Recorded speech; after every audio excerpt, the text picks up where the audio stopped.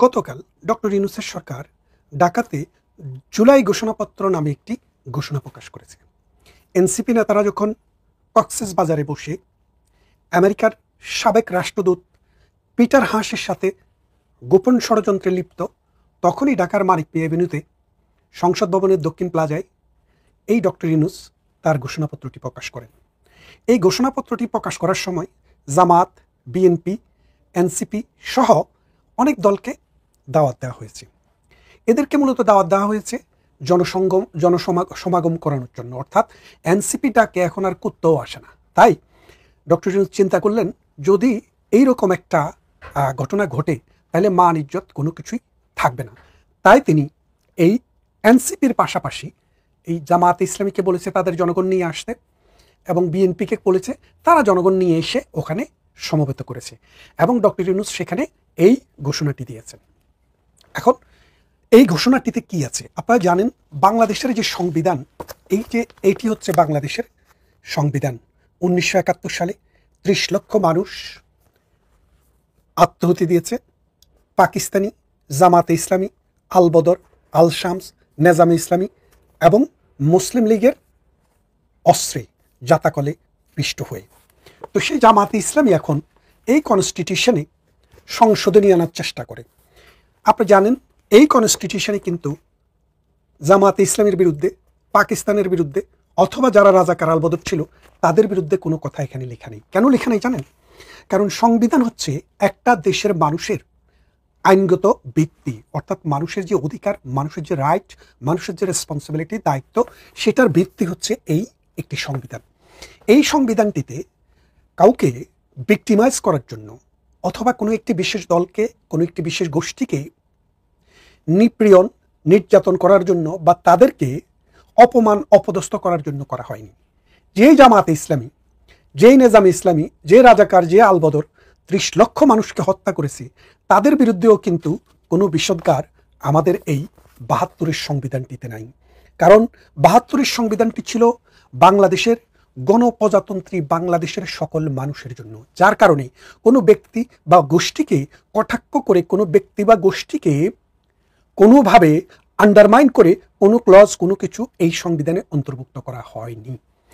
কিন্তু গতকাল ডক্টর ইউনূস যে ঘোষণাটি দিয়েছেন, যেটি জুলাই ঘোষণা নামে আমরা জানি, সে আগস্ট মাসের জুলাইয়ের যে ঘোষণা, সেই ঘোষণাতে বাংলাদেশ আওয়ামী লীগ এবং বাংলাদেশের সংবিধান, এই দুইটা জিনিসকে অপমান করার চেষ্টা করা হয়েছে।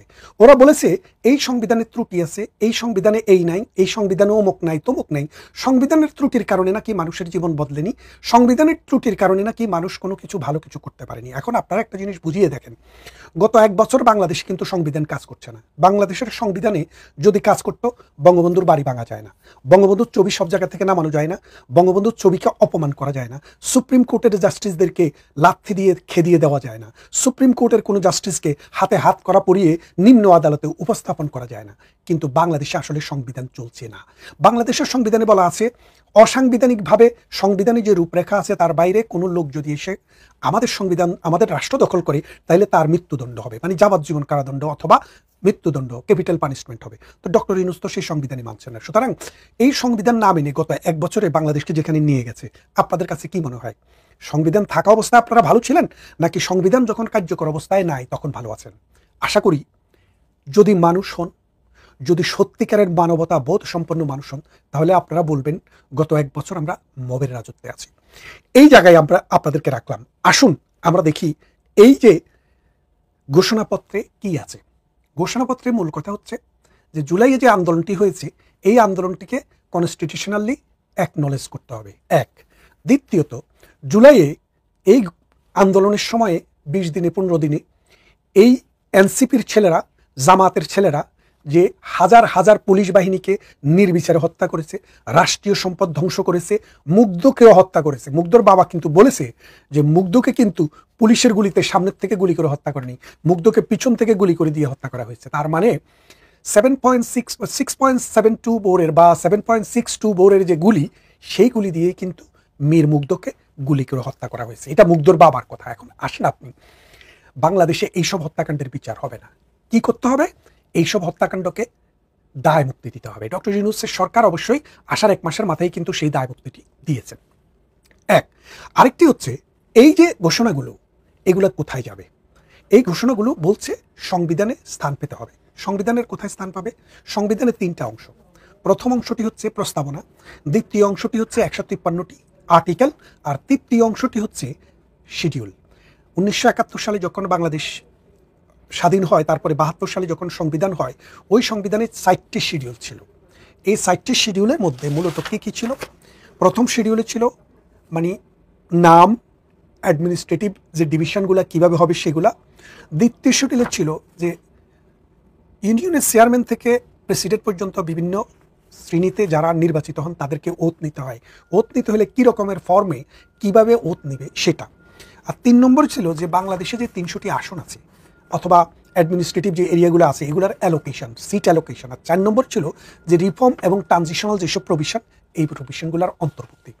এখন গতকাল যেটি হলো, অর্থাৎ সংবিধানের স্বীকৃতির জন্য গতকাল যে বিষয়টি আসলো সেটাকে বলে মানে জুলাই ঘোষণাপত্র। সেখানে তারা নিচের অংশে বলেছেন যে এই জুলাই ঘোষণাপত্রটি বাংলাদেশ সংবিধানের যে 3টি অংশ, প্রস্তাবনা, মূল সংবিধান এবং শিডিউল, শিডিউলটাকে বলে অ্যানেকচার, সংযুক্তিকরণ। অর্থাৎ আপনি অ্যাপ্লিকেশন করলে অ্যাপ্লিকেশনের সাথে অনেক সময় বায়োডাটা অ্যাড করে দেওয়া হয়, 2টা ছবি অ্যানেক্স করা হয়, একটা ড্রাফট অ্যানেক্স করা হয়, এগুলা ঠিক বাংলাদেশে বর্তমানে যে সংবিধানটি আছে এটার মধ্যে 7টি বা 8টি শিডিউল আছে। এখন দেখেন, আপনাকে আমি দেখাই কয়টি শিডিউল আছে। বর্তমানে সংবিধানটিতে মোট তফসিলের সংখ্যা হচ্ছে 7। এই 7টি দেখেন, এই 7টি শিডিউল আছে। এখন তারা যদি এই জুলাই ঘোষণাপত্রটিকে বলেছে যে তারা এটাকে শিডিউলে অ্যানেক্স করবে, তার মানে 8ম শিডিউল, মানে 7টির জায়গায় আরও একটি শিডিউল অ্যাড হয়ে সেটি হবে 8ম শিডিউল। বিষয়টা বোঝেন, সংবিধানের কোনো কিছু, মানুষের যে রাইট, মানুষের যে অধিকার, সেগুলা থাকে কিন্তু মূলত সংবিধানের 153টি আর্টিকেলের মধ্যে। এর বাইরে যে অংশটি আছে সেটি পরামর্শমূলক, ইনফরমেটিভ, সেটা কোনো রাইট এবং লায়াবিলিটি, রেসপন্সিবিলিটি ডিক্লেয়ার করে না। বাংলাদেশের সংবিধানের এই শিডিউলসমূহ বাদ দিতে হলে 151 জন সংসদ সদস্য পার্লামেন্টে ভোট দিলেই কিন্তু এটা ডিলিট করে ফেলা যায়। এটার জন্য ওই পার্লামেন্ট 2/3 সদস্যের ভোটের মাধ্যমে পরিবর্তন করতে হবে এমন কোনো ইস্যু নাই। তার মানে হচ্ছে এই যে গুড় গুড় ডাক ডাক যেই কথা আজকে 1 বছর থেকে শুনছি যে আমাদের পার্লামেন্টকে ছুঁড়ে ফেলা হবে, সংবিধানকে ছুঁড়ে ফেলা হবে, প্রেসিডেন্টকে ছুঁড়ে ফেলা হবে, নির্বাচন ব্যবস্থা বাতিল করে দেওয়া হবে, অর্থাৎ এটা সেকেন্ড রিপাবলিক হবে। সেই সেকেন্ড রিপাবলিক আর হলো না। ওই প্রথম রিপাবলিক 1971 সালের মহান মুক্তিযুদ্ধের মাধ্যমে যেটি অর্জিত হয়েছে সেটি টিকে গেল। এই টিকে যাওয়ার পিছনের কারণটা কি দেখেন? এই টিকে দেওয়ার পিছনে হচ্ছে এই 56,000 বর্গ মাইলের সব জায়গায় রক্তের দাগ লেগে আছে 1971 সালের মহান মুক্তিযুদ্ধে শহীদদের। প্রত্যেকটা মানুষের অন্তরে গেঁথে আছে 1971 সালের 9 মাসের রক্তক্ষয়ী যুদ্ধ। প্রত্যেকটা মানুষের হৃদয়ে ধারণ করা আছে জাতীয় পতাকা, বাংলাদেশের মানচিত্র, বাংলাদেশের জাতীয় সঙ্গীত। তাই বাংলাদেশের মানুষের কাছ থেকে কোনোভাবেই এই সংবিধানকে এই নতুন জায়গায় এনে এই জুলাই ঘোষণা সংবিধানে ঢুকিয়ে দেওয়ার যে চেষ্টা, সেটা মানুষ অ্যাকসেপ্ট করেনি। আপনারা দেখেন, আমরা যারা টেলিভিশনে কথা বলেছি, অনলাইনে কথা বলেছি, বিভিন্ন প্ল্যাটফর্মে, অনলাইন ইউটিউবে কথা বলেছি, আমরা একটা জনমত সৃষ্টি করতে পেরেছি। আমরা মানুষের কাছে এই মেসেজটা দিতে পেরেছি যে এই সংবিধান, এই দেশ, এই জাতির যে 53 বছরের অগ্রগতি, এই সংবিধানকে অ্যাব্রোগেট করা হলে সেটা ধূলিসাৎ হয়ে যাবে। তাই মানুষকে আমরা এই তথ্যটি, এই ইনফরমেশনটি দিতে পেরেছি বলেই মানুষ বিভিন্ন জায়গা থেকে, সমাজের বিভিন্ন অংশ থেকে রিয়েকশন দেখিয়েছে, যার কারণে ডক্টর ইউনূসের সরকারের পক্ষে সেটা করা সম্ভব হয়নি। এখানে আরেকটা কথা বলে রাখি, দেখেন বৈষম্য বিরোধী ছাত্র আন্দোলন, সেখানে বৈষম্য বিরোধীদের কথা ছিল কি, সমাজে, রাষ্ট্রে বিভিন্ন ক্ষেত্রে বৈষম্য থাকবে না। এখন বৈষম্যহীন সমাজ ব্যবস্থা কারা চায়? কমিউনিজম। কারণ ক্যাপিটালিজমে বৈষম্যহীন হওয়ার কোনো সুযোগ নেই। বসুন্ধরার কোটি কোটি টাকা থাকবে, আর খিলগাঁও বস্তিতে, তালতলা বস্তিতে, আগারগা বস্তিতে একবেলা খাওয়ার পয়সাও থাকবে না। এটা কি আপনি বন্ধ করতে পারবেন? পারবেন না। কারণ আপনাকে এটা বন্ধ করতে হলে রাষ্ট্রের সমস্ত সম্পদ, রাষ্ট্রের ব্যক্তি মালিকানায় যত সম্পদ আছে, রাষ্ট্রের মালিকানায় নিতে হবে, নিয়ে সেটা প্রত্যেক নাগরিকের কাছে মানে বৈষম্যহীনভাবে সমানভাবে ডিস্ট্রিবিউট করতে হবে। কারো 7 তালা থাকবে, কারো নিচতলা থাকবে, এটা হবে না। আমরা ছোটবেলা থেকেই শুনে এসেছি, কেউ খাবে কেউ খাবে না, তা হবে না, তা হবে না, এই স্লোগানটি। কিন্তু এই স্লোগানটি কি পৃথিবীর কোথাও কার্যকর হয়েছে? আমরা রাশিয়াতে দেখেছি, আমরা দেখেছি চায়নায়, আমরা দেখেছি কিউবাতে, আমরা বহু দেশে দেখেছি, কিন্তু সত্যিকার অর্থে তারা মানুষের জীবনও বদলাতে পারেনি, সমাজও বদলাতে পারেনি, এবং সত্যিকারের বৈষম্যহীন সমাজ তারা প্রতিষ্ঠা করতে পারেনি। কারণ ইনহারেন্টলি, যেমন আমাদের দেশে এখন খুব দুর্দণ্ড প্রতাপে আছে কারা? মোল্লারা, ওই যে জামাতে ইসলাম 1971 সালের যারা ঘাতক দালাল, এই ঘাতকরা যে ইসলামের কথা বলে, ইসলাম কিন্তু বৈষম্যহীন সমাজকে সাপোর্ট করে না। ইসলাম বলছে আপনার যদি টাকা থাকে আপনি 2.5% জাকাত দিবেন, কিন্তু আপনি কোটি কোটি টাকার মালিক হতে পারবেন না, আপনি গরিব হতে পারবেন না। বরং ইসলামে গরিবীকে আরো উৎসাহিত করা হয়েছে, আপনি যেন গরিব হন, ইসলাম সেটাই চায়। কেন চায়? বলছে যে যার যত সম্পদ তার হিসাব তত বেশি হবে। যারা গরিব এই দুনিয়াতে যারা ভোগবিলাস করে তারা আখেরাতে দুঃখ কষ্ট পাবে, আর যারা গরিব মানুষ তারা পরজগতে সুখে শান্তিতে থাকবে, বেহস্ত পাবে, 70টা হুর পাবে, বেহস্তে জান্নাত পাবে, বড় বড় বিল্ডিং পাবে। কথাটা বুঝছেন না? তাইলে এইসব আচার আচরণের মাধ্যমে, কথাবার্তার মাধ্যমে মানুষকে মোটিভেট করা হয় আপনি যখন গরিব থাকেন। তাইলে এই মোল্লারা তো চায় না, গরিবই চায়, তারা গরিবই চায়। আর কেউ যদি ধনী লোক হতে পারে তাহলে কোনো অসুবিধা নেই, 2.5% জাকাত দিলেই হবে। কিন্তু তাহলে আপনি বৈষম্যহীন সমাজ ব্যবস্থাটা পেলেন কোথায়? এই বৈষম্যের জায়গাটাতে যদি আসেন, আপনি দেখেন রাজনৈতিক দলগুলোর মধ্যে বাম অনেকগুলো দল কিন্তু সরকার বিরোধী ছিল, আওয়ামী লীগ সরকার বিরোধী ছিল, এবং এই যে টোকাই এনসিপি বাহিনী তাদের সাথেই ছিল। এই এনসিপি, বিএনপি এবং জামাত, এই তিনটি দল ছাড়া আর কোনো দলের কাছেই এই জুলাই ঘোষণাপত্রের খসড়াটি পাঠানো হয়নি। তাহলে আপনি কি বুঝলেন? আপনি বুঝলেন যে সত্যিকার অর্থে যে বৈষম্য, এটা তারা আসলে সৃষ্টি করছে। এখন দেখেন, আপনি যদি এই এনসিপির হন তাহলে আপনি সমস্ত সুযোগ সুবিধা পাবেন, কিন্তু অন্য দলের হলে আপনাকে ডাকাও হবে না। তাহলে এখানে বৈষম্য তৈরি হলো না? এনসিপির চাইতে কমিউনিস্ট পার্টি বা বামদলীয় যে পার্টিগুলা, যেসব ছেলেবেলারা রাজনীতি করে, তাদের কি অবস্থান কি খারাপ? না, খারাপ না। এদের অবস্থান আরো অনেক আগ থেকে এরা রাজনীতি করে। এরা লেজুর ভিত্তি নয়, এরা শক্তিশালীভাবে বুদ্ধিভিত্তিক রাজনীতি করে, কিন্তু এদের কেউ দেওয়া হয়নি। তাই তাদের কেউ কেউ কালকে এই অনুষ্ঠান বর্জন করেছে। তাহলে আপনি দেখেন, বৈষম্য আসলে বেনিশ করার জন্য নয়, সমাজকে ডিভাইড করার জন্য, আরো বেশি বৈষম্য সৃষ্টি করার জন্য এই সংবিধানে এইসব শিডিউল অ্যাড করা, এবং এই এনসিপি, ন্যাশনাল করাপ্টেড পার্টি বলেন, ন্যাশনাল চাঁদাবাজি পার্টি বলেন, এই পার্টির জন্ম হয়েছে। তাহলে আমরা কি দেখলাম? বাংলাদেশের সংবিধানকে অ্যাব্রোগেট করে, বাতিল করে যে নতুন সংবিধানের কথা হচ্ছিল, দ্বিতীয় প্রজাতন্ত্রের কথা হচ্ছিল, সেটি এখন আকাশ কুসুম।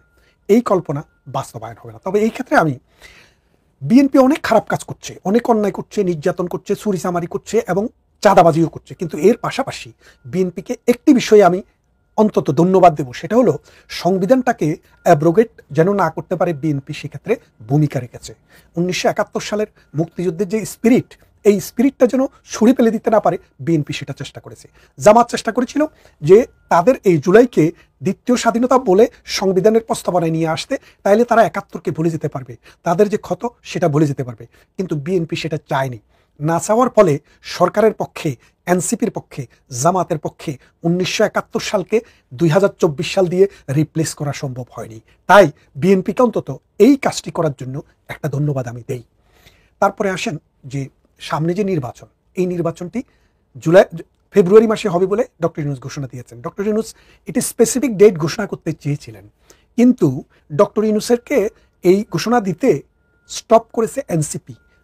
এনসিপি যখন পারছিল না, তারা চলে গেছিল চট্টগ্রামে, ওই যে কক্সবাজারে, সেখানে গিয়ে ফিটার হাঁসকে দিয়ে ডক্টর ইউনূসকে দিয়ে ফোন করেছেন যে আপনি নির্বাচনের ডেটটি অন্তত ঘোষণা করা থেকে বিরত থাকেন।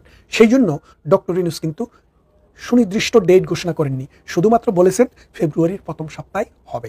তার মানেটা কি?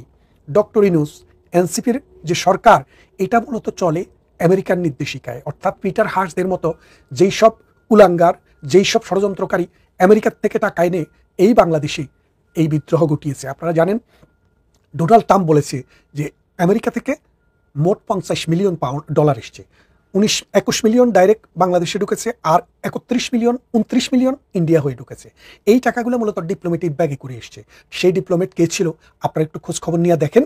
কারণ হচ্ছে, আপনারা জানেন যে ডিপ্লোমেটিক ব্যাগ যখন কোনো দেশে এয়ারপোর্টে আসে, সেটাকে গ্রিন চ্যানেল দিয়ে নেওয়া হয়, সেটা চেক করা হয় না। কারণ আন্তর্জাতিক প্রোটোকল অনুসারে, আন্তর্জাতিক নিয়ম অনুসারে কোনো দেশে রাষ্ট্রদূত যে ব্যাগ নিয়ে যায় ডিপ্লোমেটিক ব্যাগেজ, সেটা মানে ইমিউনিটি দেওয়া, এটাকে চেক করা যাবে না। সেই ব্যাগে করেই এই টাকা এনে এই আসিফ নজরুলের ঘরে বসে বাগ বাটোয়ারা করা হয়। ঢাকা বিশ্ববিদ্যালয়ের অনেক শিক্ষক, ঢাকা বিশ্ববিদ্যালয়ের অনেক ছাত্র এরা বাগ বাটোয়ারা করে নিছে। এরা জানে, আপনি দেখেন যে 3 জন 4 জন 5 জন সমন্বয়ক যাদেরকে দেখেন এরা সবাই ঢাকা বিশ্ববিদ্যালয়ের, কিন্তু ঢাকা বিশ্ববিদ্যালয়ের একটি ছাত্র মারা যায়নি, আহত নাই, নিহতও নাই। কিন্তু যারা মারা গেছে তারা কিন্তু এদের কেউ না। ঢাকা বিশ্ববিদ্যালয়ে 30-40 হাজার সান্ধ্যকালীন সহ পুরানা নতুন সহ 30 থেকে 40 হাজার ছাত্র আছে। এই 30-40 হাজারের মধ্যে আন্দোলনের প্রাণকেন্দ্র ঢাকা বিশ্ববিদ্যালয়ে একজন ছাত্র মারা যায়নি। মারা গেলে ভালো হতো, এই কথা আমি বলছি না, কিন্তু আমি বলছি তারা আসলে আন্দোলন করেনি। তারা হচ্ছে মূলত এই আন্দোলনটাকে কিভাবে তাদের কুক্ষিগত করতে পারে, কিভাবে তারা এই আন্দোলনের ফসলকে ব্যবহার করে কিভাবে ফুলে মোটা হওয়া যায়, পেট মোটা করা যায়, দুর্নীতি করা যায়, এটাই কিন্তু তারা করছে। আমরা দেখছি সাম্প্রতিক এই গতকাল ঢাকা বিশ্ববিদ্যালয়ে জামায়াতের 71-এর ঘাতক দালাল যারা কনভিক্টেড আসামি এবং যাদের ফাঁসি হয়েছে তাদের ছবির প্রদর্শনী দিয়েছে। ভালো কথা, ঢাকা বিশ্ববিদ্যালয়ের এক শ্রেণীর ছাত্র সেখানে প্রতিবাদ করেছে। তারা বলেছে এই 24-এর সাথে এই ঘাতকদের কোনো সম্পর্ক নেই, এবং বিশ্ববিদ্যালয়ের বিসি এসে বাধ্য হয়েছেন বলতে যে এইসব ছবি এখান থেকে সরিয়ে নিতে হবে, এবং তারা সরিয়ে নিয়েছে।